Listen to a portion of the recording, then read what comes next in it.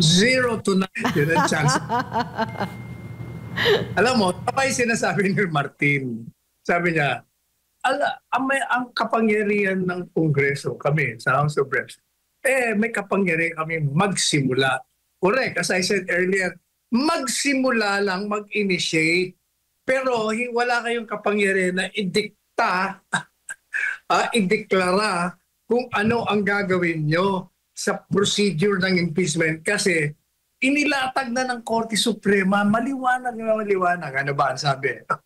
Okay na, kailangan within, anong sabi? Within 10 days, ilagay mo na yan sa order of business, i-refer mo na kay Speaker.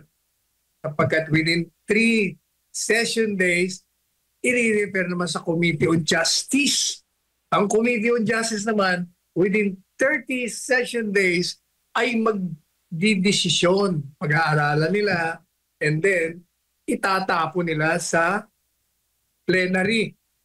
At ang plenary may 10 araw naman, 10 session days, na magdesisyon kung ihahain ba nila, itatransmit o hindi. Yun ang maliwanag.